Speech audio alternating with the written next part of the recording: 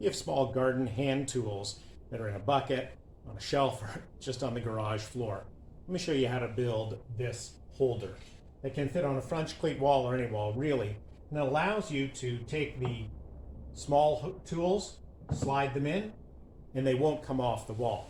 Now you get your garage more organized, and your tools are easy to access when you want to get into the garden.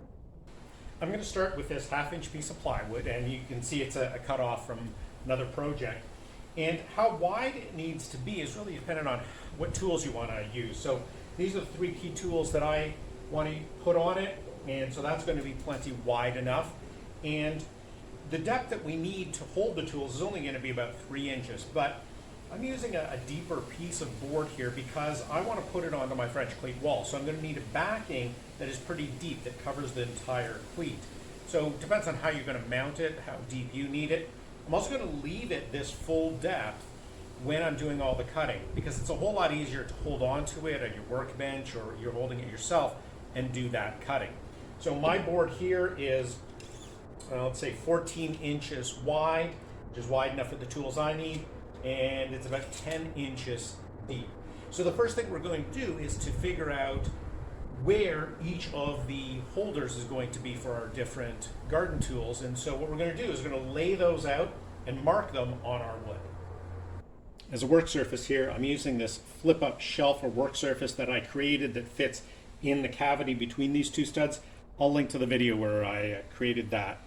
So I'm going to take each of my tools here. So this is the first one that I want to use, and it'll go first. So what I'm going to do is I'm going to figure out where I want to put it. It can go pretty close to the edge.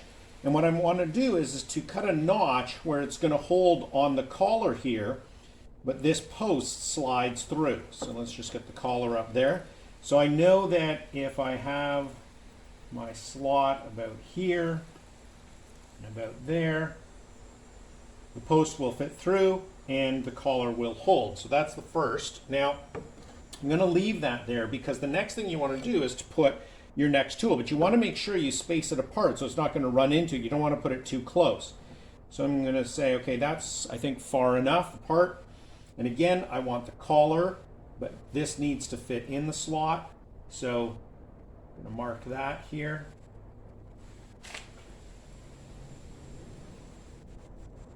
Okay, my shovel. Now, this pair of cutters, it's not going to fit into a slot. I actually have to cut a hole to fit this in because otherwise it's going to fall out. So I know that I need to measure how big. So when I've measured it before, I know it's 1 inch this way and 2 inches this way. And so I know, again, I don't want it too close to the shovel, so I have to have it at least here will be my start. So now that I have this laid out, I can go ahead and start marking up exactly where I need to cut. The depth here is only needing to be about 1 inch or so, and my slot here, again, needs to be only maybe 1/2 inch to 3/4 of an inch from the edge.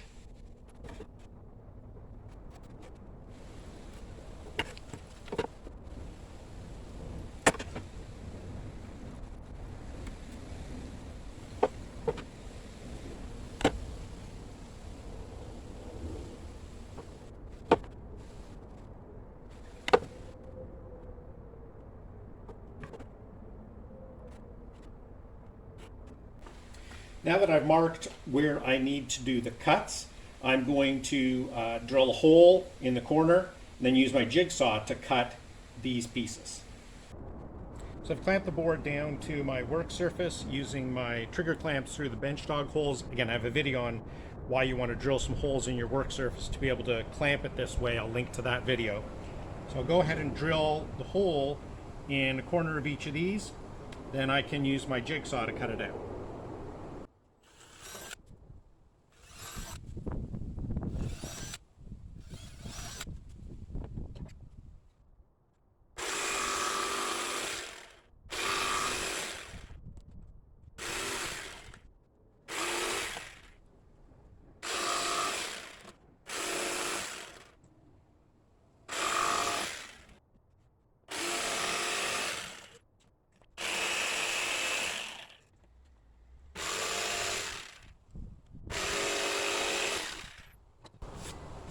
Okay, now that the notches are all cut, let's test and see if everything fits.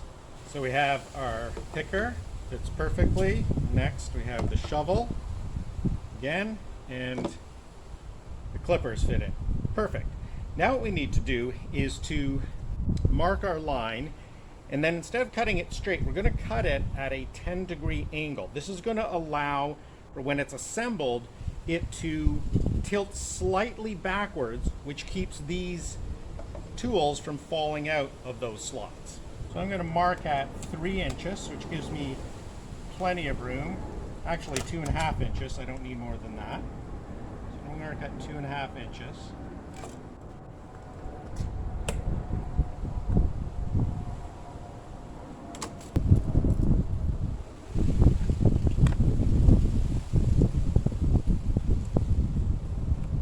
Okay, now when we're cutting it, we need to set our circular saw on that 10-degree angle, and we want the cut, this is the front, we want the cut to be this direction so that it tilts up slightly. So we need to figure out which direction our circular saw needs to be set and then cut it so that the angle is this way. So my circular saw, the blade, when it's tilted, it tilts this direction. So I need to cut from this side in order to have the angle the way that I want it. So check your circular saw and double check to make sure the angle is going to be from the top to the bottom. That's the angle that you want for the front part here. So I'm going to cut carefully along this line to create my top board and my back board.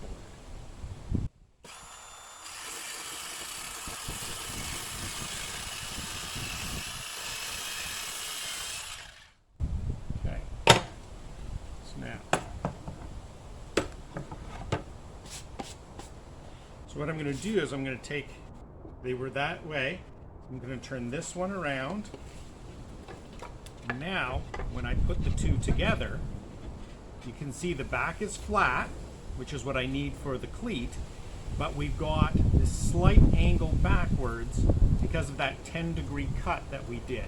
So that's going to make it easier for the tools to stay in and not fall out of those slots. So now we're going to go ahead and glue and brad nail this together, and then I can add my hanger on the back. And before we put everything together, I'm going to give everything a good sand to make it smooth.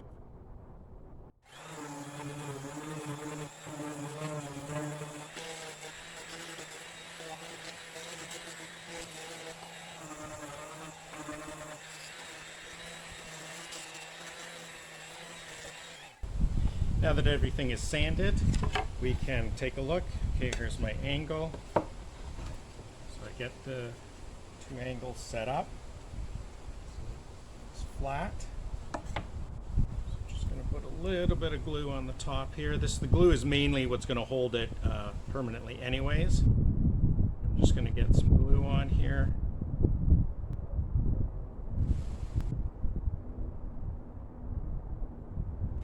Don't do much, but clean that up after. I'm going to put my top on. Make sure it's lined up on each end and lined up flat at the back. And then I can just put a couple of brad nails in. I'm just using 1-inch brad nails. It doesn't need to be too long. I'm not relying on the brad nail to hold the strength. The glue is going to provide the strength once it dries in about 30 minutes or so.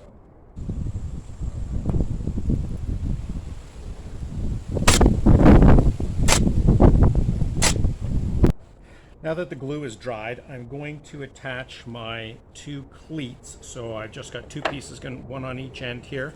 It's the 45-degree to go on my French cleat wall. Now, if you're not using a French cleat wall, you just want to mount it to a couple of studs or one stud, you can certainly just place this back up against and screw it in. What I'm going to do is I'm going to drill some countersink holes and then use some 1-inch screws because I've got 3/4 inch plus 1/2 inch plywood, so I don't want to go more than 1 full inch, especially because I'm using some countersink here.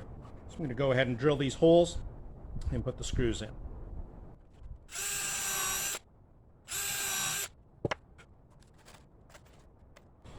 Now when I'm putting these screws in, I don't use an impact driver because that can have the risk of driving the screw right through all the material. So I'm just using a power screwdriver that is going to drive it in, but it's not going to put it through the material.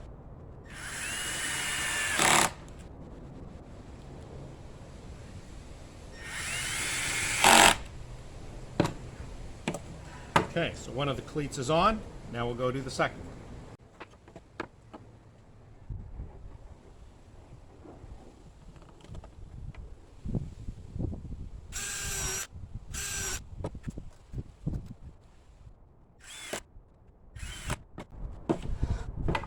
Okay, so now we have our holder for the tools that can just go on the French cleat wall. I'm at the French cleat wall, and that's the hose hanger that I did in another video. I'll link to that one in the top corner. So we have our small garden tool holder here. I'm going to simply put it onto the cleat, locked in nice. And because of the angle backwards, when I put each of these on, they slide to the back and they stay there and they won't fall off. Picker, the shovel, and the clippers.